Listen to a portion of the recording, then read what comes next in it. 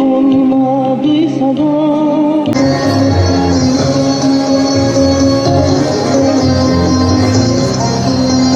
Meyvanên hêja hûn tev bi xêr hatin bername û programa ku bi temaya meha sibatê meha şehadetê ya ku ji teref cemiyeta müstez'efan û platforma karwana şehîdan tê lidarxistin. Mustazaflar Cemiyeti ve Şehitler Kervanı platformunun düzenlemiş olduğu Şubat ayı Şehadet Ayı programına hepiniz hoş geldiniz, sefalar getirdiniz. أعوذ بالله من الشيطان الرجيم بسم الله الرحمن الرحيم ولا تحسبن الذين قتلوا في سبيل الله أمواتا تحسبن الذين قتلوا في سبيل الله أمواتا بل أحياء ولكن لا تشعرون. Önderi ve İslam kahramanı bu ayda şehit olmuşlardır. Şehadet arzusuyla yanıp tutuşan Müslümanlar bu ayı hep şehadetle hatırlamışlardır.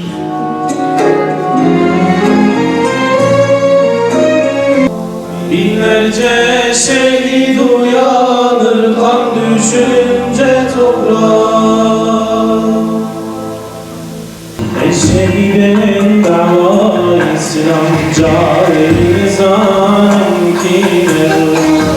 Ey kuliken dara Kur'an termezi günah bekler. Her dünyayı şu tarih Gül dikeyim baharlarda şehadetle güleyim. Allah için bir meydanda savaşarak öleyim.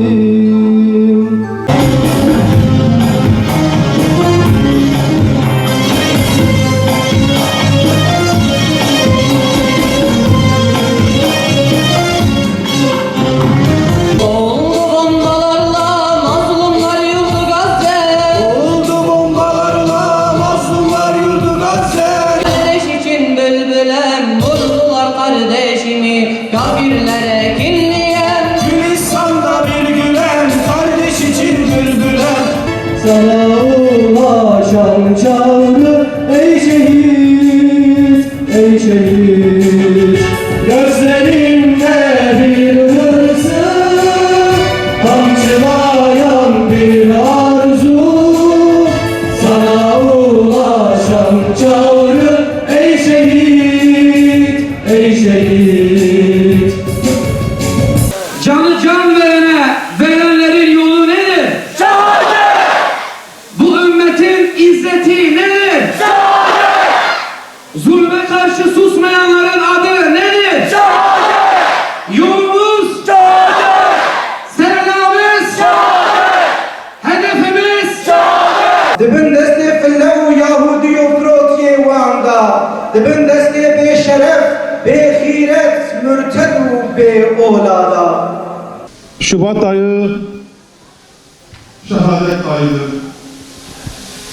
Dolayısıyla her Şubat ayında aziz şehitlerimizi yad etmeye, onları anlamaya ve anmaya çalışıyoruz. Yüce Allah'tan temennimiz ve duamız onların yolunda gitmek, onların mücadelesini devralıp aynen o uğurda onların bedel verdiği gibi şehadetle ömrümüzü tamamlamak. Şimdi Allah-u Teala ayet-i kerimesinde şöyle buyuruyor: Allah yolunda öldürülenlere ölüler demeyin. Bilakis onlar diridirler, lakin siz farkında değilsiniz. Yine Peygamber aleyhissalatu vesselam, ümmetime ağır gelmeyecek olsaydı hiçbir seriyeden geri kalmaz, hepsine katılırdım. Allah yolunda cihad edip şehit olmayı, sonra cihad edip tekrar şehit olmayı, sonra cihad edip tekrar şehit olmayı dilerdim. Elbette ki bu konularla ilgili birçok hadis-i şerifler var, ayet-i kerimeler var. Aziz kardeşlerim, İslam davasını canından, malından, evladından, mülkünden aziz bilip bu uğurda mücadele edip çağın bütün baskılarından, zamanın bütün zulümlerinden üstün tutan öncü şahsiyetler daima olmuştur. İşte onlar bu uğurda bedeller vermişlerdir. 1 Şubat ayında bizler de şu anda onlardan bir kısmını anıyoruz. Zaten ümmet coğrafyası artık sadece Şubat ayı değil, yılın her ayı, her günü adeta bir şehadet ayı, bir şehadet günü olmuştur. Lakin zaman içerisinde özellikle susmanın emniyet sayıldığı dönemlerde, yani insanların susmayı tercih ettiği, konuşursa bedel vereceği dönemlerde işte bu şehitler ön plana çıkar. Onlar eylemlerin stratejik hata olarak adlandırıldıkları zamanda bir adım olsa öne çıkar. Onlar feda olmanın saflık olduğu veya nitelendirildiği zamanlarda ortaya çıkar. Onlar korkunun hakim olduğu, cesaretin yok olduğu veya insanların dizlerinin titrediği dönemlerde bir adım öne çıkar. Onlar dünyavileşmenin zirve yaptığı, insanların ahiretini unuttuğu zamanlarda öne çıkar. Onlar sloganların çok atıldığı ama o sloganların boğazdan aşağıya inmediği dönemlerde öne çıkar. Yine rehavet, atalet ve bütün bu hastalıkların insanları çepeçevre sardığı dönemde işte şehitler bir adım öne çıkar. Yine onlar yaşama arzusunun çok olduğu, insanların dünyaya adeta taptığı ve onun için mücadele ettiği bir dönemde öne çıkar. Karanlıkları deler, bir ışık olur, bir nur olur, Müslümanlara bir rol model olur ve işte biz buradayız. İşte bu davayı yükleniyoruz deyip mücadelenin bayrağını dalgalandırarak kanıyla ümmete hayat verirler. İşte bu nedenle Şubat ayı sıradan bir ay değil değerli kardeşlerim. Bizler bu nedenle özellikle bu ayda bir araya gelip onları anmaya, anlamaya gayret ediyoruz. İnsan hayatı doğumdan başlar, ölüme kadar devam eder. Yalnız mümin için bu böyle değildir. Mümin için ölüm bir son değil. Bilakis mümin için şehadet taşlandırılmış bir hayattır. Mümin için şehadet onun arzusu ve gayesidir. Dolayısıyla tarihten beri İslam coğrafyasında Müslümanlara önderlik edenler, liderlik edenler şehadet özlemlerini sürekli olarak dile getirilmişlerdir.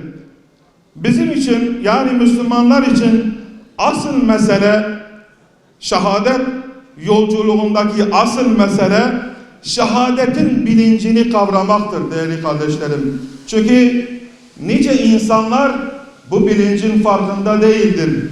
Nice insanlar bu anlayıştan gafildirler.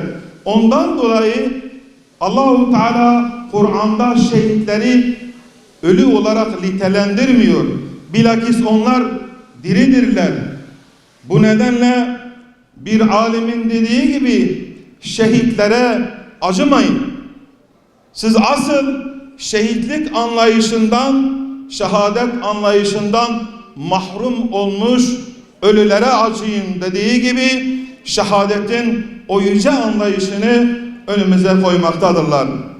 Aziz kardeşlerim, kıymetli şehadet aşıkları, evet biz şehadet aşıkları diyoruz ama şehadete aşık olmanın bir bedeli vardır. Şehadeti istemenin bir bedeli vardır.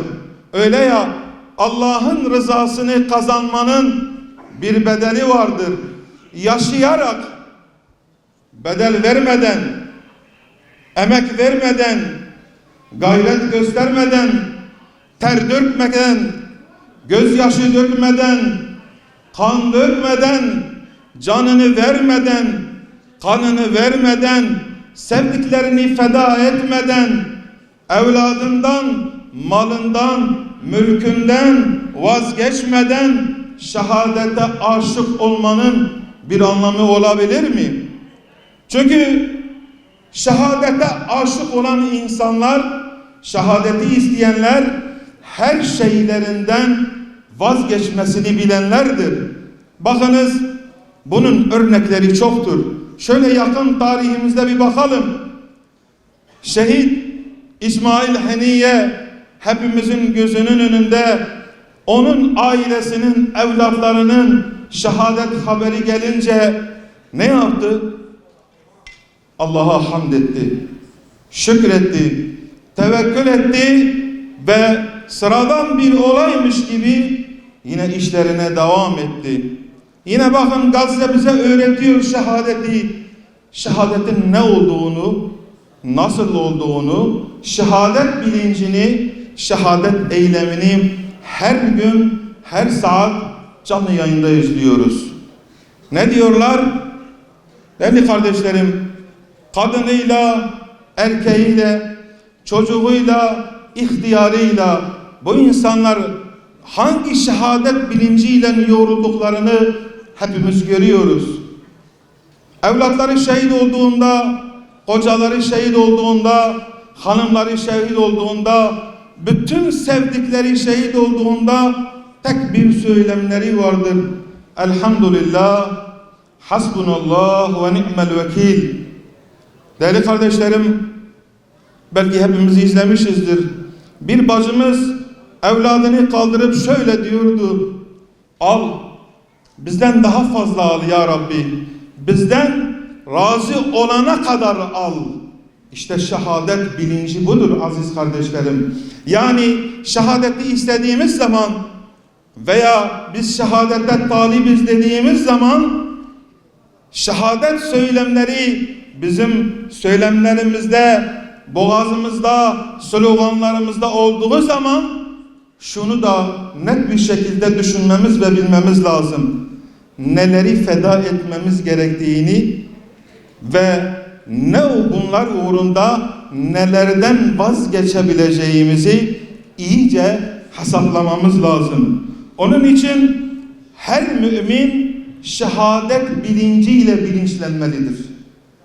Şehadetin o bilincini kendimiz olduğu gibi çocuklarımıza, evlatlarımıza ve bütün çevremizdeki insanlara o bilinci vermemiz lazım. Şehadet olmazsa ne olur? Toplum bozulur. Onun için her zaman dualarımızda şu var. Diyoruz ki ya Rabbi bizi şehitsiz bırakma. Diyoruz ki ya Rabbi bizi şehadetten mahrum etme. Çünkü şunu biliyor ve şuna inanıyoruz ki şehadetsiz bir toplum yok olmaya mahkumdur. Bakınız şehadetin anlamını bozuyorlar, şehadetin kavramını bozuyorlar. Bir taraftan birileri demokrasi şehidi der, bir taraftan birileri devrim şehidi der. Kemalistleri de kullanır, diğerleri de kullanır. Bütün herkes bu kavramı kullanmaya çalışır. Ama şehadet sadece ve sadece Allah yolunda, Allah için canını ortaya koyanlar için söylenilir. Onlar söylemlerine sadık olan insanların söylemidir. Ne diyordu? Hani bir sahabe vardı, iman etmişti. Allah Resulü sallallahu aleyhi ve sellem ona ganimetten pay veriyor. Bu nedir diyor ya Resulullah? Bu savaşın bu ganimet payındır diyor. Ya Resulullah diyor, Allah'a yemin ederim ki diyor, ben sana bunun için iman etmedim. Ben boğazını göstererek boğazımdan bir okla vurulmak üzere iman ettim der. Eğer sen sadık isen muhakkak ki Allah seni doğrulayacaktır diyor Allah Resulü sallallahu aleyhi ve sellem. En nihayetinde bir süre sonra bu sahabeyi o şekilde Allah Resulü'nün yanına getiriyorlar.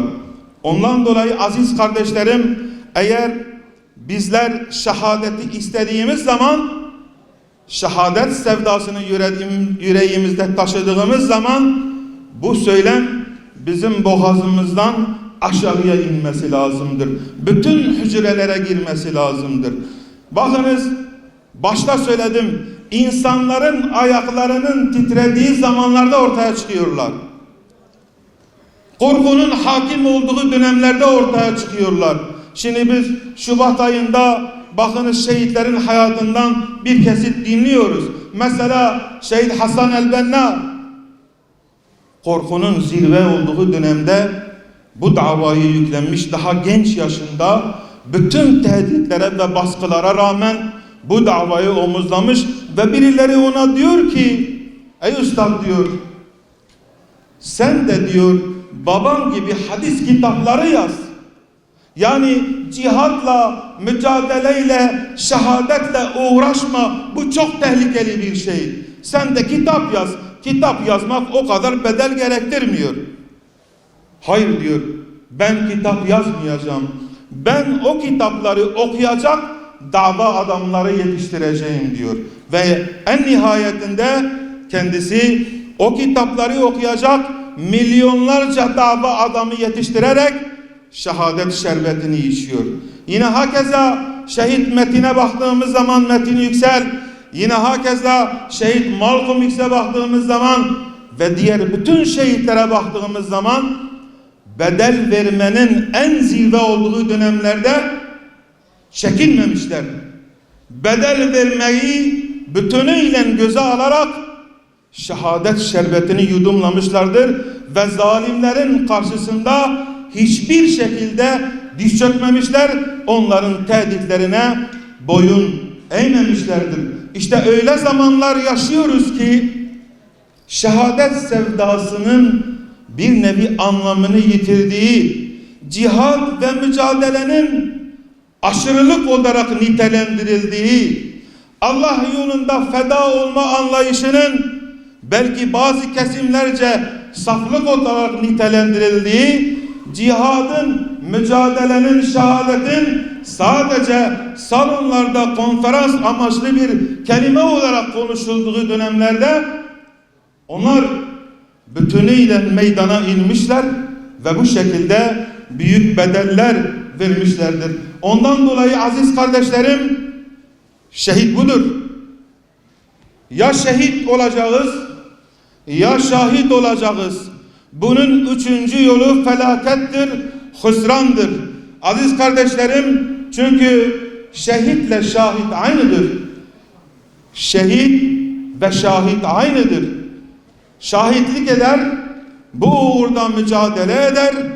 Şahit dediğimiz zaman nedir şahitlikteki kastımız?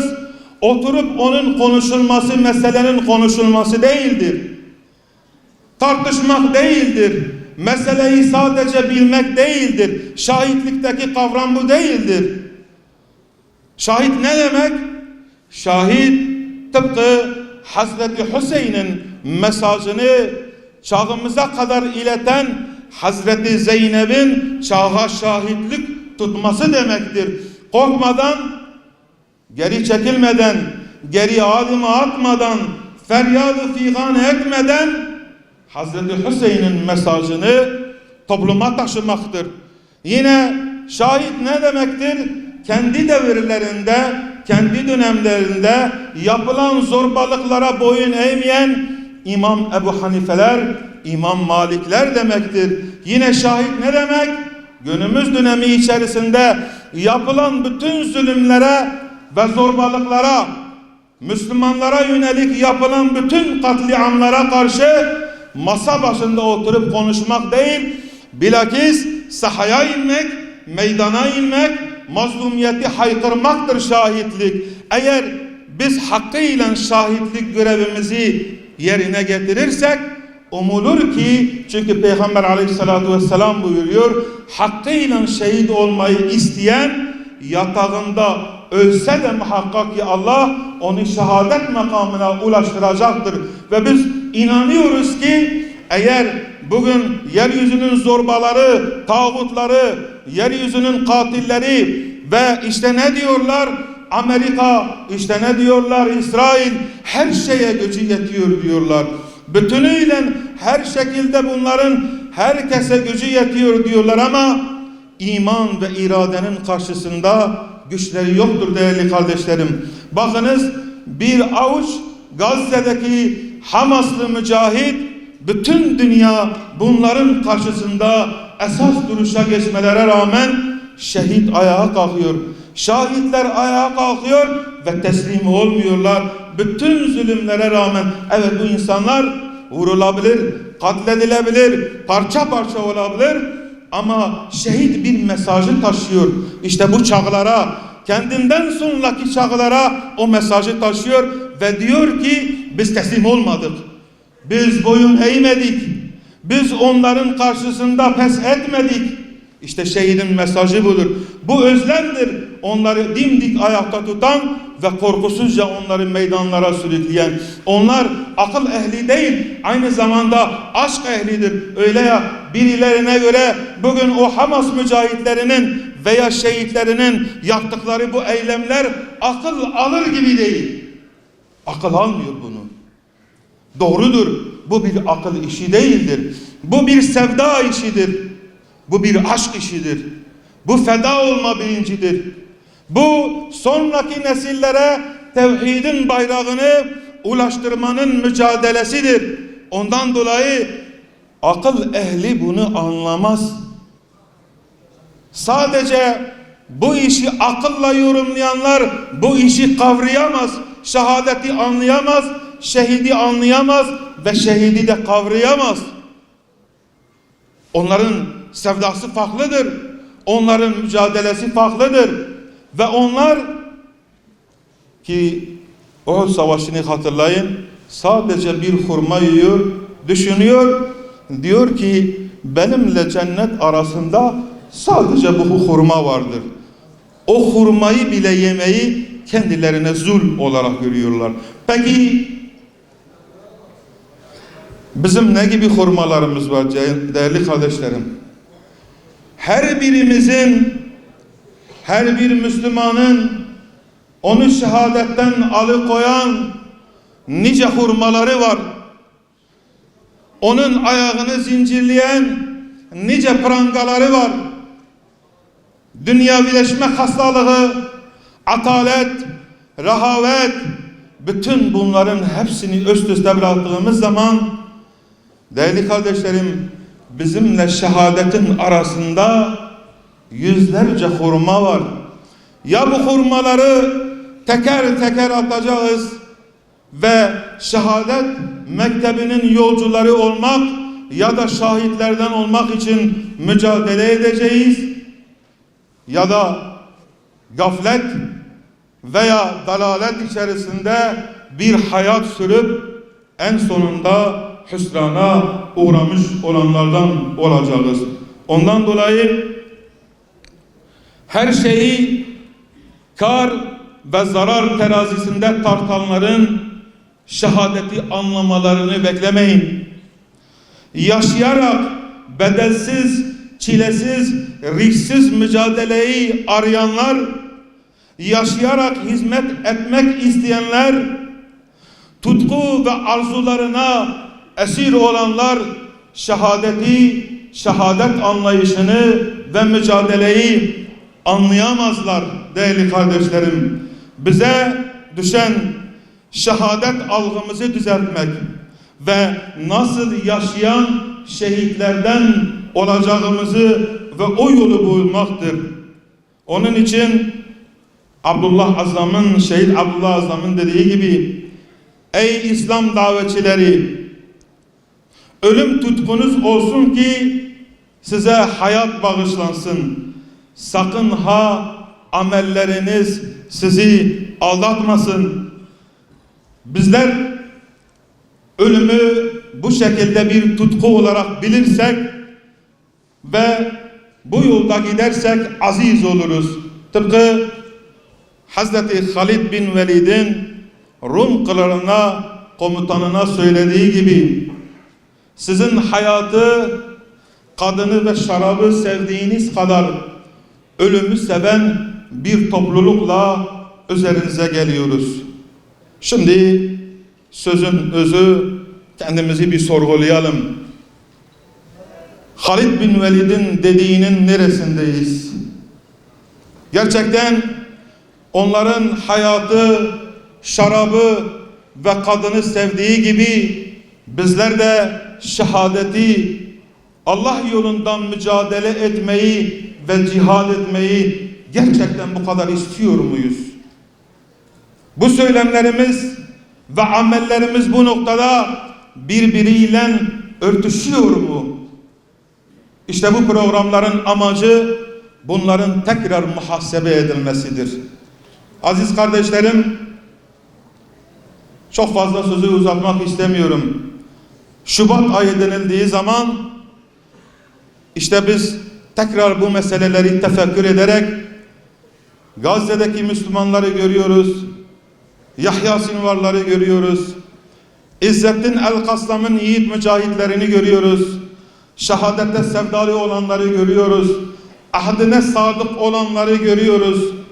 Ve tıpkı şehit Ata şehit olduğu zaman onun o resmini duvara asıp işte bunlar şehitlerdir ve bir gün ben de şehit olacağım, benim resmim de bu odada şehitlerin resminin ortasında olacak diyen azizlerimizi yolunu iyi takip edip o doğrultuda bir mücadele etmeyi Rabbim cümlemize nasip etsin. Rabbim şehadet özlemimizi ve aşkımızı, o sevdamızı hakkıyla o söylemleri boğazımızdan aşağıya amellerimize kadar sirayet etmesini cümlemize nasip etsin inşallah. Allahu Teala sizlerden razı olsun. Allahu Teala şehit olmuş olan kardeşlerimize tekrar rahmet etsin, onları katında ağırlasın ve bu vesileyle depremde vefat etmiş olan kardeşlerimize de Rabbim tekrar rahmet eylesin, kalanlara sabır versin inşallah. Esselamu Aleyküm ve Rahmetullahi ve Berekatuhu. Bana şehadeti nasip et. Şehadet. Şehadet. Allahu Ekber. Allahu Ekber. Allahu Ekber. Allahu Ekber. Şeref ve izzet İslam'dadır. Allah bizi İslam davasıyla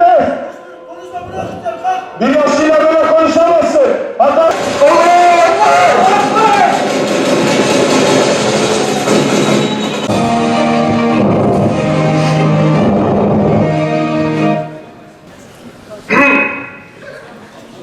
sevgili Yahudi dostlarım, sizler İsrail ordusunun kahraman askerlerisiniz. Bu baskının başında kim vardı? Evet, Nabluslu İbrahim daha 18 yaşında. İbrahim. İbrahim. İbrahim. İbrahim. Kardeşlerim, silahlarınızı asla bırakın. Bu bir tiyatro değildir. Bu bir çağrıdır. Şehit Ahmet'in, Şehit Hüseyin'in, Şehit İbrahim'in Aytacık çağrısıdır. Bir tek bir şehadet.